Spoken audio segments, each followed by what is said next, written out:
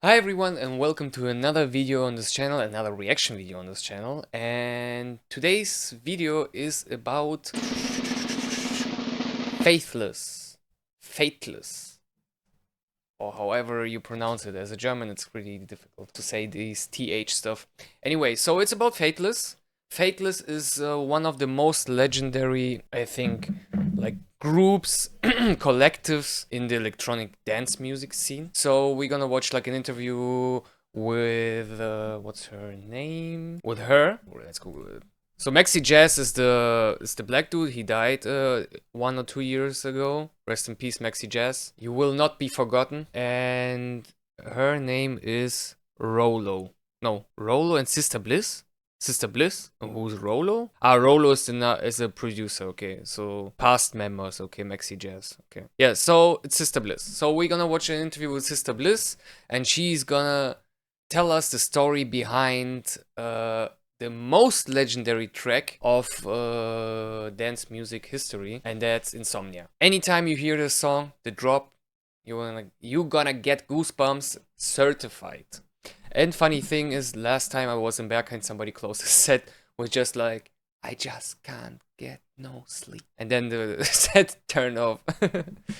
And I really hope when I was hearing like the subliminal, like, or not subliminal, but like the, I don't know, the melody or whatever in the background when it was like coming, he was like mixing it in, the DJ. I really thought that he's gonna play the track, but he didn't play the track because maybe it's too corny, but he played the I Can't Get No Sleep in the right time.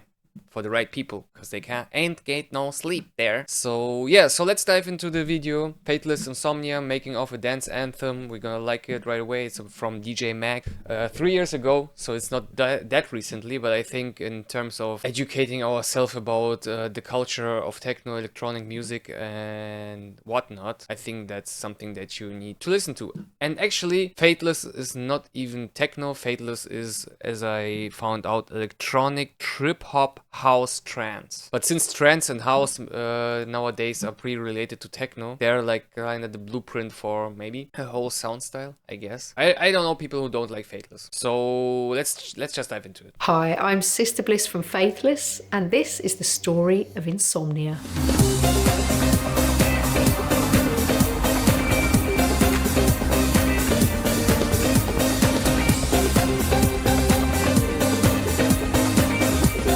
I think we need to stop a bit.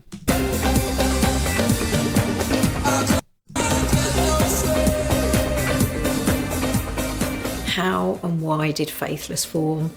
That's a good question. I'd been making dance music. I met Rolo. We met each other in the record shop Pure Groove in Archway, which was the epicentre of all things fabulous and dancey at the time. Anyway, we went So as usual, it starts in the record shop. Okay. to his And Rolo, I think, is the producer of this whole trio thing. place, watched Blade Runner, smoked a bit, went back to my mum's and made a tune. He said, my friend's a producer, his friend Ben. Rolo and Ben and I worked together a bit, and Ben went off to do various things. He actually then formed various bands, one of being LaRue.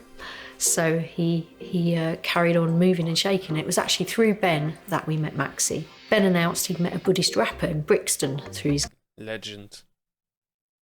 girlfriend, a South London lass. And we said, oh, that sounds interesting. And we just discovered a button on the... It's also funny, like, you know, I think these photos are 90s, I think. Maybe 2000. 95. Okay, so probably 90s. And look, these styles are not differing, like these glasses and stuff, not differing from nowadays. Funny how everything is coming back. I think by now you know that the 90s are coming back hard. Funny that these hairstyles not coming back right now. Oh, do they? Need to investigate. Atari that made the tempo slow down. That was quite exciting. Obviously French Kiss, little Louis did it years before, but we were slightly technically chaotic and only just found that button by accident. Anyway, we slowed down. We had this house track and slowed down to a hip hop groove in the middle. We thought, wouldn't it be interesting to meet Ben's friend Maxi and see what he can do with it? And we thought we'd never met a Buddhist rapper before, so we invited Maxi to the studio and we just talked long into the night about his Buddhist faith, what that meant to him, what it meant in the context of modern life, because he's not an athlete in that he doesn't lock himself away like a kind of Zen Buddhist or monk. He's really about living life to the full. From that conversation came the very first Faithless record, which was Salva Mea. And Rolo asked Maxi, like, what would you do if you were so uncomfortable you could barely live in your own skin? And Maxi proceeded to tell us about his journey to Buddhism, which is when he had no faith in himself and he was essentially faithless, that life was frustrating and difficult and, you know, led him to very dark places, and Buddhism was a bit of a salvation from that. Just changing his thinking and his perspective on the world changed his life quite radically. Wow. This makes the song, even the Insomnia song, even crazier. So he's Buddhist, which is kind of, I don't know, kind of normal. Kind of normal nowadays, you know, like people like losing their faith in like the standard religions that they're raised upon, probably most of the time Christianity, and turn their backs and get like spiritual, and most of the time the spiritual belief that they choose is mostly Buddhism anyway. But he did it in the 90s, so I think he was one of the first movers.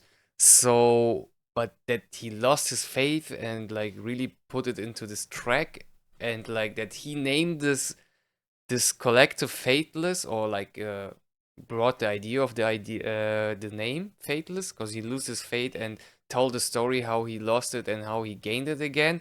It's just moving me. It's moving me because I think that's like a thing that a lot of people in their 20s or whatever, 20s or maybe teenage age are, you know, going through. It's pretty inspiring. After we made that record, Rolo named the project Faithless because he understood that was what Maxi was talking about, really. So that was the beginning of Faithless, and we were actually signed by Island Records for that record, and it just sat on a shelf for months. They just didn't know what to do with it. Was it house? Was it hip hop? It was a bit dark. It wasn't kind of hands in the air, happy house.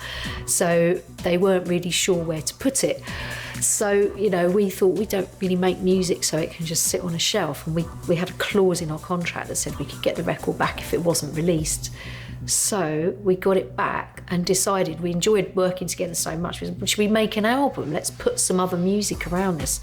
And so that was the beginning of Faithless, making our first ever album. It's quite hard to remember the process. It was in the garden shed in Islington, that's where Rolo's studio was, and then we mixed it in a nicer studio around the corner. It was called Swan Yard. It was quite a legendary place, and we used to get the downtime when the kind of big artists had finished in the day, and we could book it a bit cheaper at night. But I think we did a lot of the demos in the garden shed. I certainly remember that we did Insomnia there.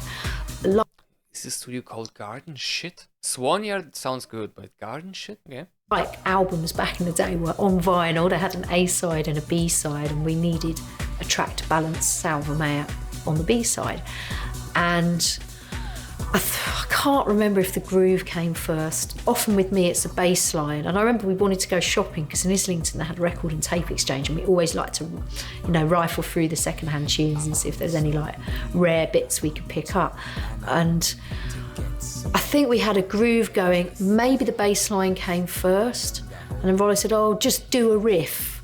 I don't even really remember what instrument I played it on, but Rolo was the one that found a sound on a Roland keyboard called a JD800, which is a really great bit of kit. In fact, we used to get quite a lot of sounds out of there before we moved into rack mount keyboards.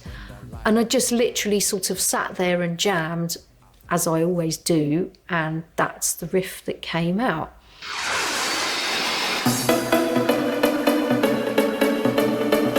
That is the riff that came out. I think this is like I don't know, man. I'm a huge fan of this melody or whatever this is. This riff. It's just crazy. The first time I heard Insomnia, it just slapped so hard, goosebumps and whatever. I don't know, man. This, like, for me, it's one of the most emotional tracks I've ever heard, you know? It's like second to none. Wow.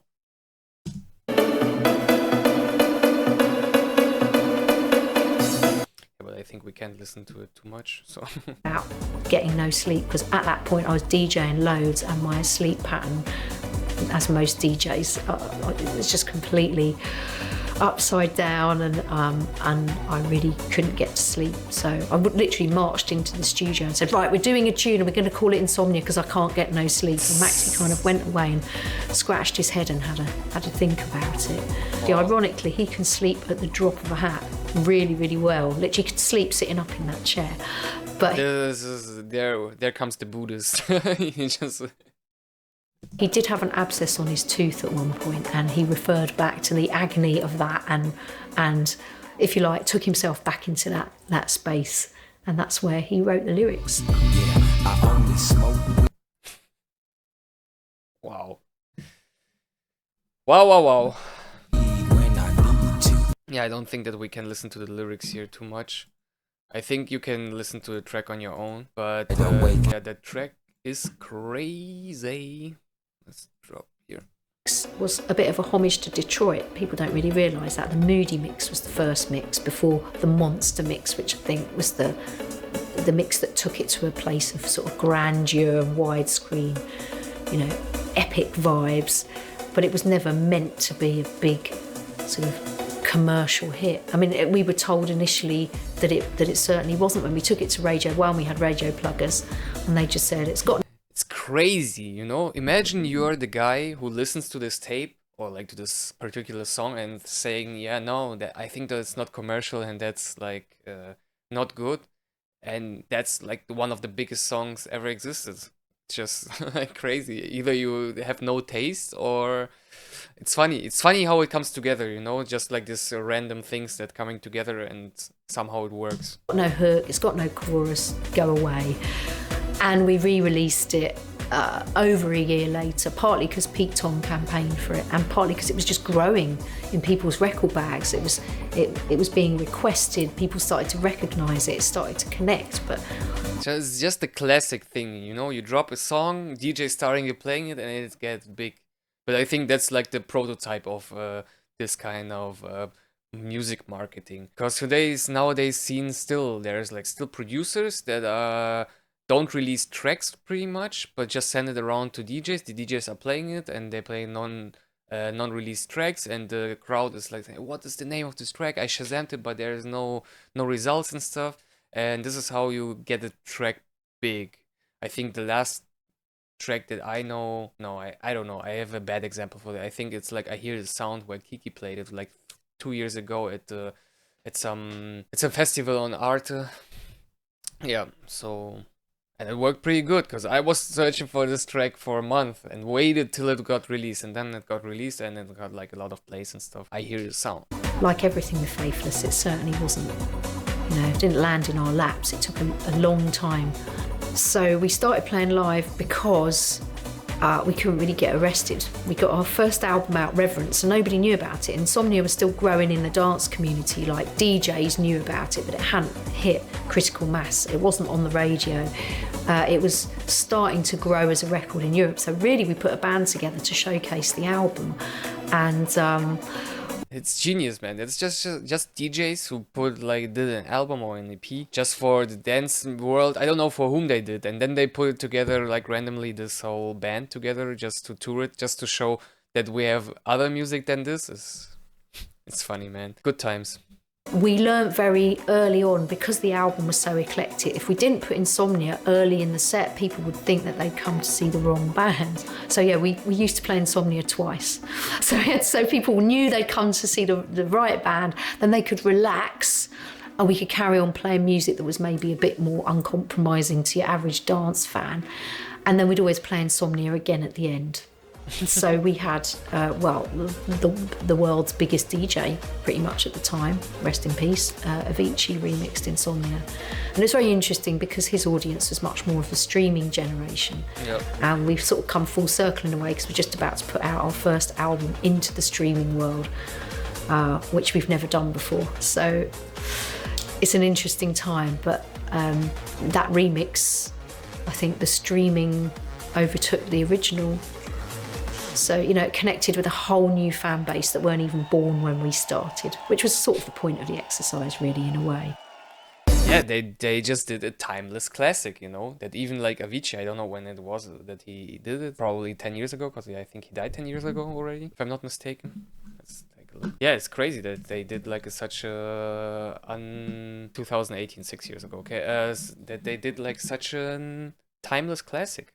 I think the sound of this track is still up to date, 25 years, and the track is still going to this day. You're right, Michael O'Gillespie. Still sounds fresh, you know, it doesn't sound like shit.